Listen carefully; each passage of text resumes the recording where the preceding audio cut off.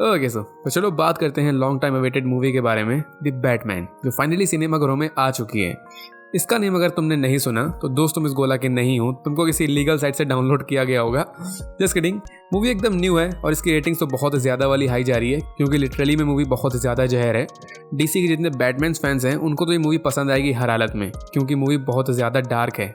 I mean, इसकी story और इसकी थीम, जिस चीज़ के लिए डीसी और बैटमैन दोनों फेमस हैं। इवन मुझे तो ये movie infamous the dark night से ज़्यादा अच्छी लगी। मूवी में मिस्ट्री है विलन की, जिसको सॉल्व कर रहा होता है वर्ल्ड्स ग्रेटेस्ट डिटेक्टिव, जिसको बोला जाता है दी बैटमैन। हालांकि यहाँ बैटमैन सिर्फ विलन और मर्डर मिस्ट्री ही सॉल्व नहीं कर रहा होता, इसकी खुद की भी जर्नी दिखाई गई है, जिस पे अभी अपन बात करेंगे और मैं अपना रिव्यू भी एकदम लास्ट में बताऊंगा। फिलहाल सीधे आते हैं वीडियो में। तो आज मैं द बैटमैन की स्टोरी एकदम डिटेल में आपको बताऊंगा, पूरी मर्डर मिस्ट्री बताऊंगा और साथ में जितनी भी इंटरेस्टिंग चीज़ें हैं इस मूवी से रिलेटेड उन सब पे भी अपन बात करेंगे। बट उससे पहले आप चैनल को सब्सक्राइब जरूर कर देना, वरना मुझे भी इंतकाम लेना पड़ेगा आई एम वेंजेंस बोल के। So let's start and you all just have to sit down, keep calm and listen to मी।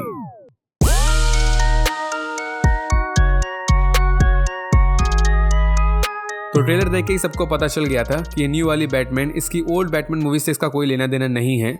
एकदम न्यू फ्रेंचाइज बना दी गई है, बैटमैन को रिबूट कर दिया गया है बेसिकली। हालांकि कॉमन चीज़ तो कॉमन ही रहेंगी, जैसे बैटमैन की सिटी का नेम होता है गॉथम, यहीं पर ये क्राइम सॉल्व करता है और ब्रूस वेन नाम का बंदा होता है बैटमैन। जब ये मास्क नहीं लगाता, मतलब बिना मास्क के होता है, तो ये एक रिच बिजनेसमैन होता है, वेन एंटरप्राइज का मालिक होता है और अपनी रिच फैमिली का इकलौता वारिस होता है। पर जब ये मास्क पहन के सबके सामने आता है तब ये होता है खूंखार दरिंदा, बुरे लोगों को मारने वाला, अंधेरे में करप्शन और विलेंस को खत्म करता है तब। तो ये चीज़ बेसिक बैटमैन की थीम होती है, लेकिन इस मूवी में यहाँ बैटमैन का मोटो थोड़ा चेंज कर दिया गया। यहाँ इसका नो किल रूल चलता है, मतलब इसने कसम खाई होती है कि ये किसी को भी कभी भी जान से नहीं मारेगा, बस उनको पेल पाल के कानून के हवाले कर देगा, ऐसा इसका रूल होता है। तो मूवी के स्टार्ट में अपने को बैटमैन की पहली झलक दिखाते हैं, जहाँ ये जोकर वाले कुछ गुंडों को मार रहा होता है और डायलॉग मारता है ये first time, I am vengeance. इसका मतलब बोल सकते हो कि जो कोई भी गलत काम करेगा ये उसके पापों का हिसाब इकट्ठा करने वाला बंदा होता है। और ये स्टार्टिंग के सीन्स में ही डायलॉग भी मारता है कि वो बोले तो बुरे लोग, वो इसके नाम से, इसके सिंबल से डरते हैं। ये अंधेरे में आता है पापों का हिसाब लेने के लिए, तो बुरे लोग इसकी परछाई से भी डरते हैं। तो अब यहाँ पर इसके सिंबलिज्म को याद रखना, आगे बात करेंगे इस पे। तो इस पॉइंट से मूवी में मर्डर मिस्ट्री स्टार्ट होती है, जब अपने को पहला मर्डर होते हुए दिखाया जाता है। एक क्रीपी सा मास्क लगाए हुए बंदा होता है जिसका विलेन नेम होता है रिडलर। ये गौथम के मेयर मिचेल का मर्डर कर देता है और फिर बांध बूंद के रख देता है। ये बहुत क्रीपी शॉट था। खैर बाद में जब बैटमैन और इसका पार्टनर पुलिस वाला जिम जॉर्डन ये यहाँ क्राइम सीन में आते हैं, तो यहाँ पर इनको एक लिफाफे में क्लूज रखे हुए मिलते हैं, वो भी सिर्फ और सिर्फ बैटमैन के लिए। क्लूज में एक रिडल होती है, मतलब एक पहेली। ये मर्डरर हर मर्डर के बाद ऐसे ही लिफाफे में एक रिडल छोड़ के जाता है बैटमैन के लिए, तभी इसका नेम रिडलर होता है।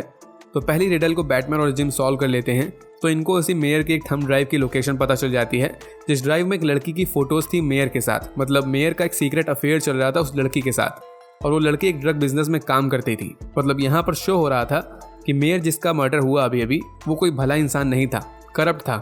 और फिर रिडलर उस लड़की की फोटोज मेयर के साथ वाली उनको पब्लिक भी कर देता है, मतलब न्यूज़ वगैरह में फैला देता है। तो अब ये फर्स्ट मर्डर था रिडलर का, बट यहाँ से इतना समझ में आ गया था कि रिडलर का एक्चुअल प्लान सिर्फ मेयर का मर्डर करना ही नहीं था, बल्कि उसकी करप्टेड डार्क रियलिटी को दुनिया के सामने लाना भी था। और फिर थोड़े टाइम बाद अगेन सेम क्रीपी तरीके से ये सेकंड मर्डर करता है एक डिटेक्टिव का। इसका पूरा मुंह रैट्स के केज में डाल देता है रिडलर, खतरनाक सीरियल किलर। और इस मर्डर से जो क्लू मिलते हैं बैटमैन को, उसको डिकोड करने के बाद एक नेम सामने आता है, एल राटा अलाडा। ये एक स्पेनिश वर्ड है, इसका मतलब होता है रैट विथ विंग्स। इससे बैटमैन लोगों को लगता है कि कोई बंदा है यहाँ मेन बॉस करके, जिसको एल राटा अलाडा बोलते हैं ये लोग, जिससे ये पूरा करप्शन स्टार्ट होता है। इस पर लास्ट में बात करेंगे। एनीवे, फिर यहाँ पर एंट्री होती है सेलिना काइल की, AKA कैट वुमन की। मेयर के साथ वो जो लड़की थी जिसका मेयर के साथ अफेयर था, तो वो लड़की एक्चुअल में सेलिना की बेस्ट फ्रेंड होती है, अनिका। बैटमैन जब उस लड़की के बारे में, मतलब अनिका के बारे में छानबीन करता है, तब ये फर्स्ट टाइम टकराता है सेलिना से, मतलब अपनी होने वाली दिलरुबा से। जब फर्स्ट टाइम अपने को बैटमैन का सीक्रेट अड्डा दिखाया गया था, तो वहाँ बहुत सारे बैट्स दिखाए गए थे, मतलब एज ए मेटाफॉर अपने को बैटमैन दिखाया गया था। तो सेम वे में जब सेलिना का घर दिखाते हैं फर्स्ट टाइम, तो यहाँ पर बहुत सारी कैट्स होती हैं, मतलब again as a metaphor cat woman को दिखाया गया। खैर सेलिना यहाँ पर बस अपनी बेस्ट फ्रेंड को प्रोटेक्ट करना चाहती थी, ये किसी से पंगे नहीं लेना चाहती थी। हालांकि बैटमैन के हिसाब से अनिका करप्टेड हो गई थी, क्योंकि वो भी गलत रास्ते पर चली गई थी मेयर के साथ, और मेयर ने कुछ बहुत बड़ा वाला सीक्रेट बता दिया था अनिका को, जो उसने सेलिना को भी नहीं बताया था। तो सीक्रेट को सीक्रेट रखने के लिए अनिका को किडनैप करके ले जाता है कोई। तो यहाँ पर अब मजबूरी में सेलिना को बैटमैन के साथ आना पड़ता है, क्योंकि बैटमैन इसको प्रॉमिस करता है कि ये पता लगाएगा कि आखिर अनिका के साथ हुआ तो हुआ क्या। और फिर इन्वेस्टिगेशन करते करते इन दोनों को पता चलता है कि अनिका कुछ टाइम से आइसबर्ग लॉन्ज में जा रही थी। आइसबर्ग लॉन्ज एक पेंगुइन नेम के बंदे का होता है जो एक क्रिमिनल होता है, एक ड्रग डीलर होता है। लेकिन इस लॉन्ज में ऊपर तो बस एक नॉर्मल क्लब होता है, बट इसके नीचे एक दूसरा सीक्रेट क्लब होता है 44 बिलो करके, मतलब क्लब के अंदर एक क्लब। तो इस सीक्रेट क्लब में आते हैं powerful criminals, politicians, corrupted rice, जादे एटसेट्रा एटसेट्रा। यहाँ पर ये सब अपनी सीक्रेट प्लानिंग करते हैं। माफियाज का अड्डा होता है बेसिकली। तो यहाँ पर कैट एंड बैट इन दोनों को पता चलता है एक डीए के बारे में, मतलब डिस्ट्रिक्ट अटॉर्नी के बारे में। तो इस बंदे को उस एल राटा अलाडा के बारे में कुछ ना कुछ तो पता होता है जो ये छुपा रहा होता है। लेकिन बैटमैन जब तक इसको पकड़ के पूछ पाता, वो रिडलर वो इसे किडनैप करके ले जाता है। और फिर मेयर जो मर गया था इससे पहले, तो उसके फ्यूनरल में इस डीए के गले में बॉम्ब लगा के पब्लिक में भेज देता है वो रिडलर। यहाँ पर अपने को बैटमैन पहले ब्रूस वेन के फॉर्म में दिखता है क्योंकि वो पब्लिक में था। बाद में ये बैटमैन बन के आता है बॉम्ब डिफ्यूज करने के लिए, लेकिन ऐसा करना इम्पॉसिबल था क्योंकि उस बंदे की जान की डोर रिडलर के हाथों में थी। और रिडलर इस डीए से लाइव पूरी गॉथम के सामने इसके सीक्रेट निकलवाने लगता है। जैसे ये घूस लिया करता था, ये करप्टेड था, ऐसे सीक्रेट्स, मतलब वही चीज़ कि ये दुनिया के सामने करप्टेड डीए की सच्चाई दिखा रहा होता है, जैसे फर्स्ट मर्डर में इसने किया था। तो फिर लास्ट सीक्रेट डीए का वही था कि ये एल राटा अलाडा की आइडेंटिटी को छुपा रहा होता है। बैटमैन भी इससे बोलता है कि बता दो कि वो कौन है, वो एल राटा अलाडा, बोले तो मेन क्राइम बॉस। बट ये बंदा मुंह नहीं खोलता, ये नहीं बताता, तो रिडलर इसको उड़ा देता है। मतलब यहाँ तीसरा मर्डर भी हो गया। तो अब लास्ट में बैटमैन और जिम ये बैठ के पूरा दिमाग लगाते हैं कि आखिर ये एल राटा अलाडा कौन हो सकता है। तो इनके दिमाग में एक ही शख्स आता है, वो क्रिमिनल पेंगुइन जिसका वो क्लब था। तो बैटमैन अकेले फिर उस पेंगुइन के अड्डे में जाता है। यहाँ ये सलीना को भी देखता है, वो पहले से ही यहाँ थी। ये पेंगुइन के अंडर काम करती थी उसके ड्रग बिजनेस में, उसके क्लब में, बट ये उसी से पैसे चुराने के लिए आई थी। लेकिन यहाँ पर इसको कार में इसकी बेस्ट फ्रेंड अनिका की डेड बॉडी दिख जाती है। मतलब पेंगुइन ही वही बंदा था जिसने अनिका को किडनैप करवाया था, मे बी उस सीक्रेट की वजह से। और अब वो सीक्रेट दफन करने के लिए इसने अनिका को मार भी डाला। तो इस पॉइंट में अपने को और बैट एंड कैट इन दोनों को भी यही लगता है कि एल राटा अलाडा पेंगुइन ही है, तभी इसने उस सीक्रेट के लिए इस बेचारी की जान ले ली। तो बैटमैन अब पेंगुइन के पीछे पड़ जाता है। मस्त एक्शन सीक्वेंस देखने को मिलता है यहाँ पर, ब्रांड न्यू बैटमोबाइल भी देखने को मिलती है। बट लास्ट में जब ये पेंगुइन से पूछताछ करता है तो वो बंदा साफ मना कर देता है कि वो कोई एल राटा अलाडा नहीं है, बल्कि यहाँ पता चलता है कि एल राटा अलाडा ये एक वेबसाइट होती है, जिस वेबसाइट पे जाके बैटमैन को पता चलता है एक ऑर्फनेज के बारे में। ये ऑर्फनेज पहले वेन मैनर में था, मतलब ब्रूस वेन के फादर का था। तो बैटमैन सीधे वहाँ जाता है जहाँ फ्रंट डोर में लिखा होता है वेयर इट ऑल बिगिन, मतलब जहाँ से सबकी शुरुआत हुई। और फिर अंदर जाके एक जगह लिखा होता है रिन्यूअल इज लायर। रिन्यूअल एक प्रोजेक्ट था गॉथम में। तो ये सब उसी रिडलर के क्लूज होते हैं बैटमैन के लिए। तो इस वजह से आगे बात करने से पहले अपन बात कर लेते हैं कि आखिर एक्चुअल में क्या हुआ था, कि कहाँ से सबकी शुरुआत हुई थी और ये रिन्यूअल क्या है। तो वेन फैमिली का नेम सुना होगा, मतलब अपने बैटमैन ब्रूस वेन, इसका खानदान। तो एक्चुअली में इसके खुद की फैमिली से ही सब कुछ स्टार्ट हुआ था। तो ब्रूस वेन के फादर का नेम था थॉमस वेन और इसकी माँ थी मार्था वेन। तो वेन फैमिली की काफ़ी रेपुटेशन थी गॉथम में, जिस वजह से आज वेन्स का इतना नाम बिकता है। ये भी हर बैटमैन की बेसिक नॉर्मल चीज़ है। और साथ में ये भी है कि ब्रूस वेन के पेरेंट्स का मर्डर कर दिया गया था। मोस्टली हर बैटमैन की ओरिजिन स्टोरी में अपने को ये सीन दिखाया गया है कि इनके पेरेंट्स को शूट करके मारा गया था। और एक्चुअल में यही चीज़ भी थी जिससे अपना ब्रूस वेन बैटमैन बना था बड़े होकर, इसको मोटिवेशन मिली थी बैटमैन बनने की। तो इस मूवी में भी सेम चीज़ अपने को बताई गई कि ब्रूस के पेरेंट्स मतलब थॉमस एंड मार्था वेन का मर्डर हुआ था। बट यहाँ पर इसकी मर्डर मिस्ट्री बना दी गई, मतलब कि आखिर उनका मर्डर क्यों हुआ था और किसने किया था। ब्रूस को फिलहाल इस चीज़ के बारे में कुछ भी नहीं पता था कि इसके पेरेंट्स को किसने मारा था। तो इसलिए यहाँ पर वेन की मर्डर मिस्ट्री के बारे में बात कर लेते हैं। तो मूवी में अपने को बताया गया है कि एक टाइम था जब थॉमस वेन ये मेयर के लिए खड़ा हुआ था और ये कोई करप्ट बंदा नहीं था, अच्छा नेता था, गरीबों की भलाई के बारे में सोचता था। तो जनता लोगों से इसका पहला प्रॉमिस यही था कि जब ये मेयर बनेगा तो ये रिन्यूअल प्रोजेक्ट लाएगा। इसमें बेसिकली गौथम के गरीबों को और ऑर्फेंस को बहुत फ़ायदा होता, उनको शेल्टर मिलता, उनको सारी फैसिलिटीज़ मिलती, ऐसा थॉमस का कहना था। ये बहुत बड़ा प्रोजेक्ट था, इसने इस चीज़ के लिए बड़े नंबर्स में पैसे भी इकट्ठा कर लिए थे, मिलियंस में। बट फिर थॉमस बहुत ज़्यादा सुर्खियों में आ गया था, तो इसके घर में न्यूज़ रिपोर्टर वगैरह आने लगे थे, जिसमें से एक जर्नलिस्ट था एडवर्ड एलियट नेम करके एक बंदा। यहाँ सैल मरोनी करके बहुत बड़ा माफिया होता है, उसके अंडर ये जर्नलिस्ट काम करता था। तो उस जर्नलिस्ट को ये पता चल जाता है कि ब्रूस की माँ मतलब मार्था ये कुछ टाइम से एक मेंटल असाइलम में जा रही थी। मतलब मार्था की कुछ हिडन मेंटल इलनेस वाली प्रॉब्लम है। ये चीज़ वो एलियट नेम का बंदा जान जाता है। और सब जानते हैं कि छोटी सी न्यूज़ को कितना बड़ा बना के दिखाया जाता है आजकल। तो इस वजह से थॉमस समझ जाता है कि अगर ये इसकी वाइफ वाली न्यूज़ पब्लिक हो गई तो इसकी वेन फैमिली की रेपुटेशन खराब हो जाएगी और बड़ी प्रॉब्लम भी हो सकती है इनके साथ। तो पहले तो थॉमस खुद उस जर्नलिस्ट से बात करता है, लेकिन वो मानता नहीं। तो फिर फाइनली में थॉमस जाता है गॉथम के सबसे बड़े क्राइम माफिया के पास, कारमाइन फैल्कॉन। थॉमस का इससे कहना था कि कुछ करो उस जर्नलिस्ट का, उससे सच छुपा लो। तो फैल्कॉन ऑब्वियसली उस जर्नलिस्ट का मर्डर करवा देता है। क्राइम माफिया है यार, वो क्या ही एक्सपेक्ट करोगे उससे। हालांकि थॉमस ने ऐसा कभी नहीं सोचा था कि फैल्कॉन उसका मर्डर करवा देगा।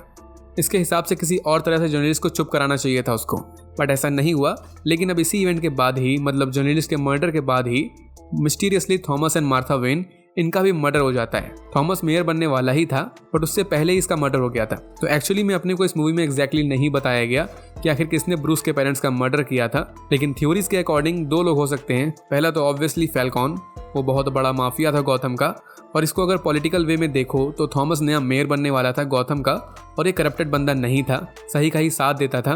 और अब जो फैल्कॉन ने उस जर्नलिस्ट का मर्डर करवा दिया था, तो थॉमस इसके लिए भी एक्शन जरूर लेता, क्योंकि इसने सिर्फ फैल्कॉन से हेल्प मांगी थी, डायरेक्टली उसका मर्डर करने के लिए नहीं बोला था। तो फैल्कॉन ने हो सकता है कि सिंपली सच दबाने के लिए वेंस को रास्ते से हटा दिया हो। ये जस्ट एक थ्योरी है, अपने को लेजिट नहीं पता। और ऐसा ही सेकंड थ्योरी है कि सैन मरोनी ने का मर्डर किया हो। मूवी में अपने को एक कैरेक्टर दिखाया तो नहीं गया, लेकिन इसका नेम बहुत बार लिया गया है। ये भी एक क्राइम माफिया होता है फैल्कॉन की तरह, बट फिलहाल गॉथम की जेल में होता है ये। और याद होगा तो वो जर्नलिस्ट इसी के अंडर काम करता था, तो मे भी उस टाइम पे मरोनी ने वेंस का मर्डर करवाया हो, इसी वजह से शायद आज ये जेल में हो। But again it's a theory. वैसे इस बैटमैन मूवी में ये मैटर भी नहीं करता कि आखिर वेंस का मर्डर किसने किया था। हालांकि ब्रूस भी लास्ट में जाके इस चीज पे ज्यादा इंटरेस्टेड नहीं होता, लेकिन पहले इसे जब पता चलता है कि थॉमस मतलब इसके फादर ने एक जर्नलिस्ट का मर्डर करवा दिया था, तो इसको ऐसा लगता है कि ये गॉथम से करप्शन को हटाने का ट्राई कर रहा है, बट इसकी फैमिली खुद करप्टेड है। इसको बहुत बुरा लगता है ऑब्वियसली। लेकिन फिर एल्फ्रेड पेनीवर्थ, बैटमैन का पार्टनर बोल सकते हो इसे, ये ब्रूस को समझाता है कि थॉमस करप्टेड नहीं था, उसके मर्डर करवाने का कोई इंटेंशन नहीं था, वो तो फैल्कॉन ने कर दिया था। तो ये पूरी हिस्ट्री थी वेन्स की इस मूवी में। तो क्वेश्चन आता है कि आखिर वेन फैमिली का क्या कनेक्शन है इस रिडलर की स्टोरी से, इसके मर्डर से। तो इसलिए अपन वापस आते हैं मूवी में और बात करते हैं कि आखिर रिडलर ये मर्डर्स क्यों कर रहा है। तो स्पॉइलर अलर्ट, अपने को मूवी के लास्ट में पता चल जाता है कि एडवर्ड नेस्टन करके एक बंदा होता है, ये होता है उस रिडलर के मास्क के पीछे, मतलब यही रिडलर होता है। तो वो थॉमस वेन का रिन्यूअल प्रोजेक्ट याद होगा, जिसमें ऑर्फन्स और गरीबों को हेल्प मिलने वाली थी। तो छोटे में उन्हीं गॉथम के ऑर्फन्स में से एक था ये रिडलर। तो जब बाद में थॉमस की डेथ हो गई थी मेयर बनने से पहले, तो वो पूरा रिन्यूअल प्रोजेक्ट बंद हो गया था। तो किसी भी गरीब को मदद मिल ही नहीं पाई थी, और जितनी भी मिलियंस में मनी चंदा करके इकट्ठा करी गई थी, वो सारा पैसा करप्टेड पॉलिटिशियंस और क्रिमिनल्स की जेब में चला गया था। मोस्टली सब कुछ उस क्राइम बॉस कार्माइन फैल्कॉन के अकाउंट में गया था, क्योंकि वो सबसे बड़ा माफिया था गॉथम का। तो फिर बाद में जब रिडलर बड़ा हो गया, तो फिर ये अकाउंटेंट बन गया था वेन फैमिली के अंडर ही। और फिर जाके इसको पता चला ये पूरा सच, ये पूरी डार्क रियलिटी, कि जिस पैसे से इसको और इसके गरीब साथियों को फायदा होने वाला था, वो सारा पैसा कोई और ले गया।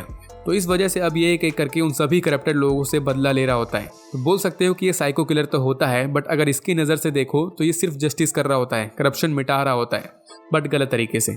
तो इसने अभी तक 3 लोगों को मार डाला था, मेयर, कमिश्नर और डीए। बट अब नंबर आता है थॉमस वेन का, क्योंकि एक्चुअली में रिन्यूअल प्रोजेक्ट इसी का था। और जैसा मैंने पहले बताया कि थॉमस ने अपनी फैमिली की लेगेसी को बचाने के लिए गलती से ना चाहते हुए एक जर्नलिस्ट को मर्डर करवा दिया था।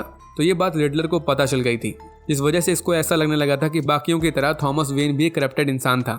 लेकिन अब यहाँ थॉमस वेन तो ऑलरेडी मर चुका है, तो इसलिए रिडलर अब उसके बेटे ब्रूस वेन के पीछे पड़ जाता है।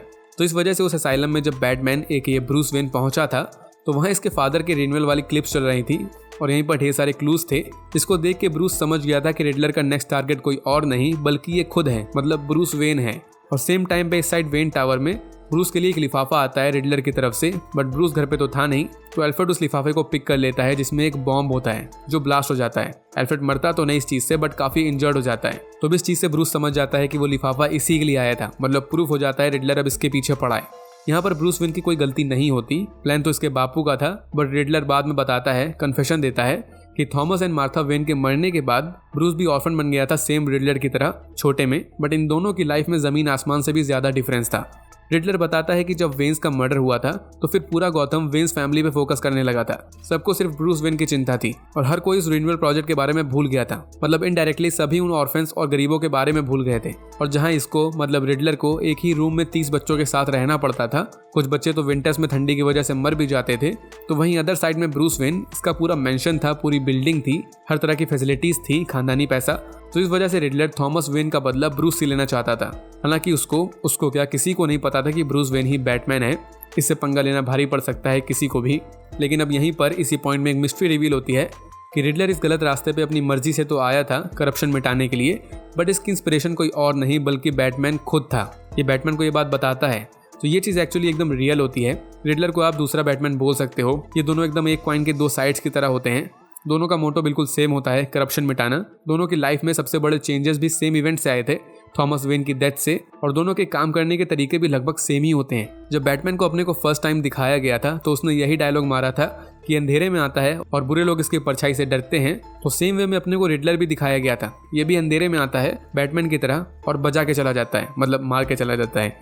मेन डिफरेंस दोनों में सिर्फ यही होता है कि बैटमैन का रूल होता है नो किल वाला, ये किसी भी बुरे या अच्छे आदमी को जान से नहीं मारता, लेकिन रिडलर वो जान से मारना तो छोड़ो, बहुत बुरी तरह जान से मारता है। हालांकि जैसे रिडलर की यहाँ समाज में डेंजरस वाली इमेज बनी होती है, तो सेम बैटमैन की भी विलन टाइप इमेज ही बनी होती है। ये खुद ही बोलता है स्टार्ट में, I am a symbol of fear, डर का प्रतीक है ये। लेकिन प्रॉब्लम ये होती है कि बैटमैन से डरना बस बुरे लोगों को चाहिए, लेकिन इसकी इमेज इतनी ज्यादा डेंजरस बनी होती है सबके माइंड में कि नॉर्मल लोग भी इससे डरते हैं जो कोई बुरे इंसान नहीं होते। इसका मतलब यहाँ कोई हीरो या सुपर हीरो टाइप इमेज नहीं होती बैटमैन की, विलन टाइप होती है। He is a vigilante after all. Riddler यहाँ तक ये भी बोलता है बैटमैन से कि ये इसका पार्टनर है, मतलब रिडलर के पॉइंट ऑफ व्यू से।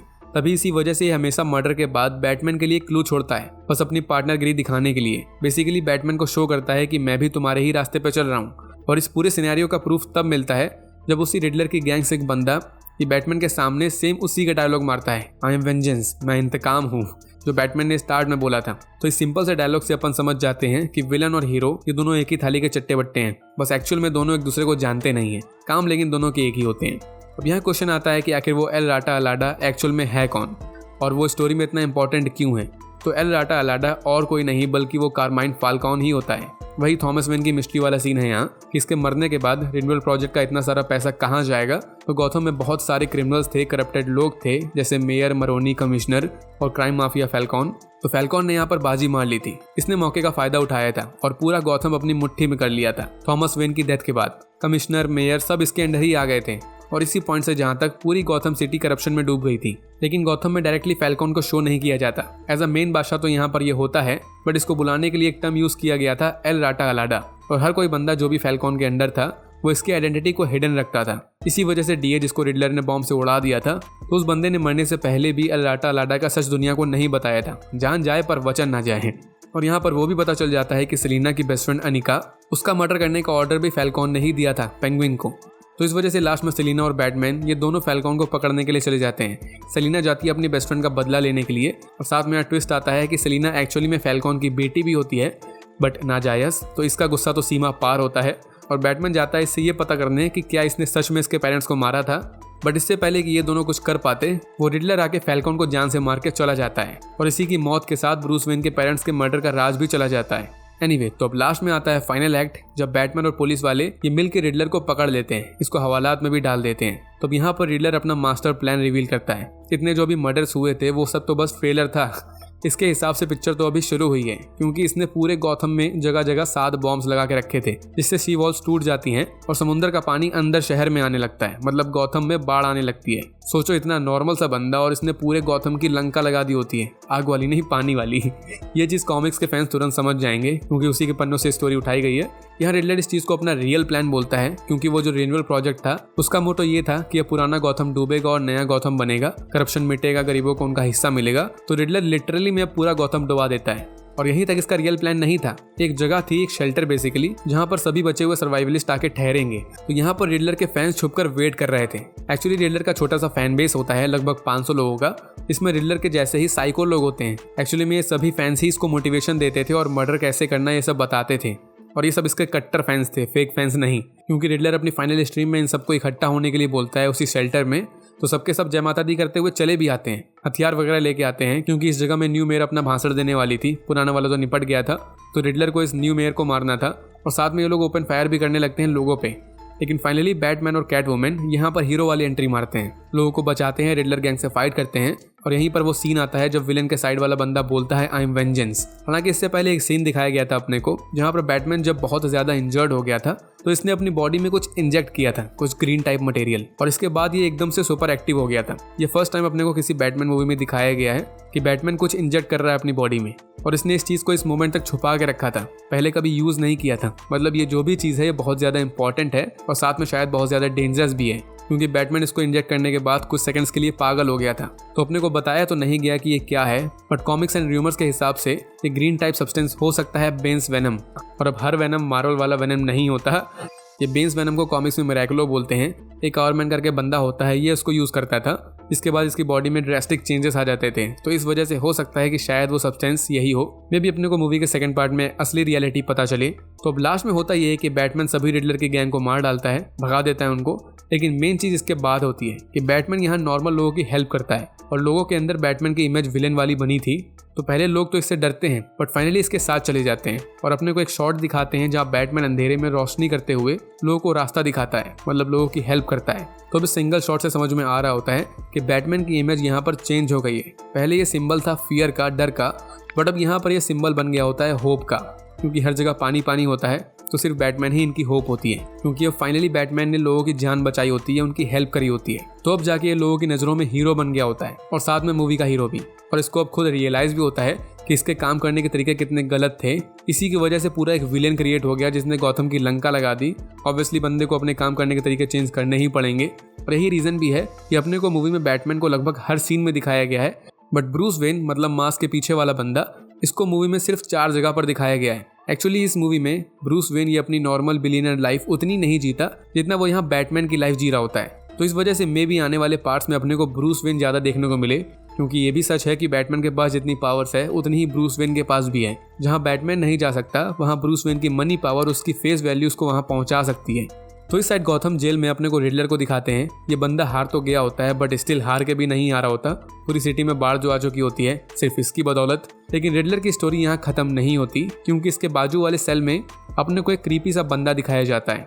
एकदम हल्की से झलक दिखाई जाती है इसकी, जो रिडलर को रिडल देता है, जिसका आंसर होता है फ्रेंड, दोस्त। मतलब ये रिडलर से दोस्ती का हाथ बढ़ा रहा होता है। तो इस चीज़ के रूमर्स बहुत पहले से आ गए थे। वो दूसरा बंदा और कोई नहीं बल्कि बैटमैन का इनफेमस विलेन जोकर होता है। इसके एक्टर को भी रिबूट कर दिया गया। अगेन डीसी वाले नए नए एक्टर्स को मौका देते हैं आइकॉनिक रोल्स करने का, जो अच्छी बात है। इस बार बैरी कोगन ये जोकर का रोल कर रहा है और आगे भी करेगा। इस एक्टर ने इटर्नल्स में ड्रूक का रोल किया था, काफ़ी अच्छा एक्टर है। किलिंग ऑफ सेक्रेट डियर में भी इसने अच्छी एक्टिंग करी थी, मेरी वीडियो भी उस मूवी में।